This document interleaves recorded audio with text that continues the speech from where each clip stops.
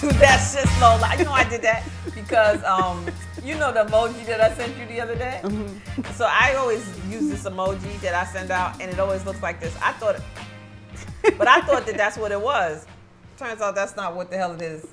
It's more like a yikes. Yeah. Like you scared. And so I always send it to people. Creepy as I don't know what. It look creepy as hell. And my friend Reno, I was sending it to him, and he'd be like, yo, what's the deal with that emoji? And I'm like, it's grinning from ear to ear. He's like, no, it's not. There is one that's grinning from ear to ear. There is one. So I sent to Melanie through Messenger the other day, and I looked at it, and I was like, yo, that joint is scary looking. So I'm never going to do that again. So I'll just do it like that. That's what I mean to say. But anyway, we're back. We've been talking about how men and women are different. The marriage contract, the solution to it, which is understanding him. Try to understand him. They think different. They want different things. They want us to look up to them. They want us to love them. And they want us to take care of them to a certain extent because they're big babies. Yeah. And so one thing I'm going to say, too, is a lot of women try to figure out how come when they get with this guy, he doesn't seem like he just wants to, you know, take care of me, or then be all up on. That's not how him made. And they want us to take it. Most guys, if they weren't shamed to death, would be perfectly okay with somebody taking the lead. Oh yeah, I believe that. But they don't want to be shamed. They want y'all to support them, though. Support is really, really, really important. And sometimes, and you know what though, Kwame, our producer, asked us this in the beginning of the show, which as far as how to go in a direction with this particular show, as far as talking about whether or not you should have a contract and actually stipulate what's in the contract. Yeah, And so now, you know what? I think so. You think so? I think that a prenup? A prenup of sorts, but maybe don't call it that so folks don't get upset. But let's just say it's a relationship contract. This is a nup. Well, let's say it's a relationship contract, because the deal is this: whether you're married or not, if you getting into something serious with somebody, you committed, you buying property, you need to understand who you're dealing with. Yeah. And so one of the biggest problems, on top of the fact that marriage is not what marriage was set up to be in the beginning, is that people get married for the wrong damn reasons. Yep. So you get married to somebody because you can't pay your bills by yourself, because you want to live in a better house and you can't afford the mortgage to qualify for the mortgage by yourself. Which a lot of women are doing. They are doing it, okay? Because you want to have kids, and it doesn't dawn on you that attaches you to this nitwit for the rest of the kid's life and your life. All right, well, the rest of your life. When you date, it don't matter. But for the rest of for the rest of your life. For the rest of your life. For status, because you don't want people to think you an old maid. I was an old maid, apparently. But I didn't have sense enough to know that that's what I was. Well, then it's, that's all right. I didn't know any better, so it was okay. So, I mean, sitting down and really getting married, for making sure that you're on the same page. If you think that it's okay, if you think that you shouldn't have to work, and he should take care of you, and he watched his mama work her whole life, and he think that that's what makes a powerful woman, y'all is messed up. Y'all toe up from the flow up. Yeah, y'all are not compatible. 9 times in that area anyway. No, if 9 times out of 10, you don't think the same. You're not thinking the same about a big thing. That's a huge thing. That's not like, that's not like, oh, he only likes to wear sneakers. I mean, that's just, it's not that small. It's not that simple. You need to understand that he believes that your ass should go to work. Every day.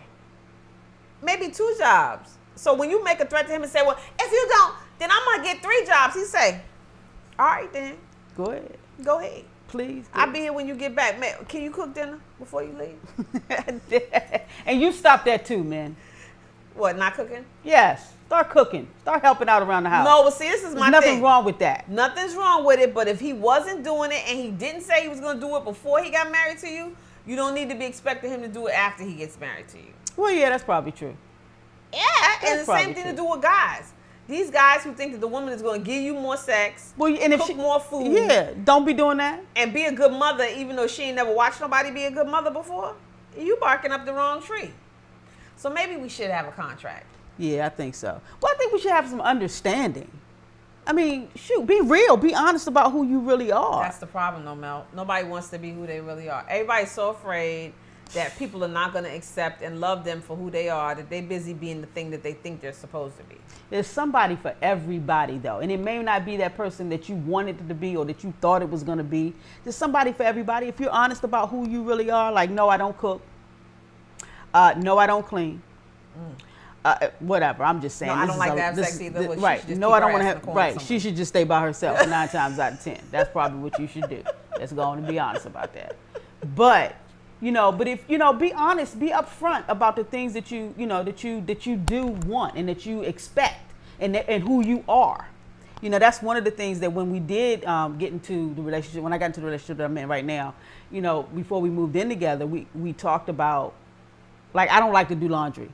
I have to, obviously, but I don't like to. She doesn't mind doing laundry. I don't mind washing dishes and cooking. I love to cook, actually.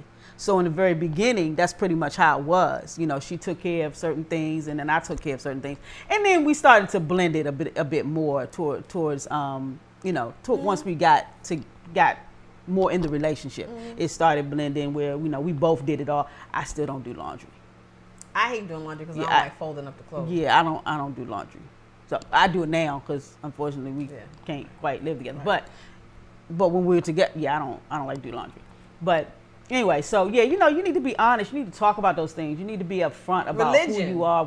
Please be upfront about your religion. Spirituality, right? Yes, yeah, definitely. Well, you should know that and should be able to tell that off the bat anyway when we first meet. But if you can't, then this is something that you need to be honest about. I mean, eating habits. Because I'm not going to, and just health then. I'm not going to be with somebody who smokes cigarettes. So if you say, well, he might be your person. No, he's not. Smoke cigarettes. Not till he stops smoking them cigarettes. Not doing it. Yeah. And if you eat bad, and I don't want to be with somebody who just eating fast food every day, all night. I can't do it. I can't. I'm not going to do it because that's not You're how I live. You're not built that way, and you don't want to live that way. I don't want to live that way. So you have to have those conversations, though. You can't be afraid to. But it's true. People don't. I posted on Facebook this morning. Remember who you are. Yes, you did. And it's because I feel like that when I say remember, I don't mean I don't necessarily even mean in the past couple of years or in the past. I mean remember who you are in a divine kind of way. So remember that, you know what I'm saying? Yeah, yes. So that you have purpose. And so somebody posted on that a comment saying most people, you can't remember who you are if you never knew in the first place. And I said, well, that's not what I mean. I mean, divinely, right? We all have purpose. But divinely, people don't know that either, though. But if you get still enough, which is what I said to her, we don't know because we're too busy being busy to hear it. Because we come here Sit knowing. With yourself. Yeah. Oh yeah, and it is once we get to in society is when we actually forget. We forget because we just left spirit. Right. When we came here, when we were birthed. And we had an assignment. Yeah, we did. And we agreed to this. We agreed to it. We knew what it was. I know some of y'all saying, what the hell? No, we agreed to this. You signed a contract. To say, okay, I'm going to come back and do this so I can learn this. I'm going to go through this. You agreed to it. You volunteered. Yeah, exactly. You volunteered. So remember who you are. If you remember who you are, but most people, and because most people don't want to take the time and they're afraid of they're afraid of themselves. They're afraid of who they are. They don't want to show anybody else. Yeah. Because they think it means the person's going to reject them. Sit still. I'm so glad she said that because that's one of the things that in the church that I go to, we have church together for the first 3-4 weeks of the month. But if it's 4 weeks in a month, then we don't have church on the last Sunday. We don't come together physically. We have what we call church at home. We're gonna go over a little bit. Okay, we have what we call church at home, and so we, within that, she gives us that time because she says it's so important to sit with yourself. There's a study, for us to go over and to go through if we want to, or tape or CD or whatever, or whatever it is, download. But at the same time, the important part about that is to just sit with yourself. Take that time. Get to know who you are, get to know who spirit is in you, get to remember all the reasons why you came here.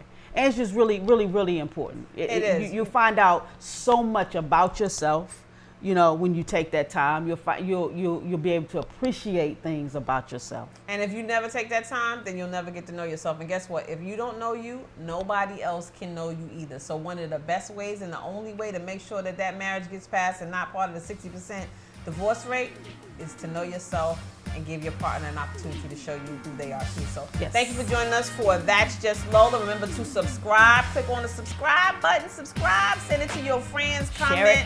Share it. Go to That's Just Lola on Facebook. Right. And watch us again. We'll be back next time. Next time we're talking about money and finances. See y'all later. Bye.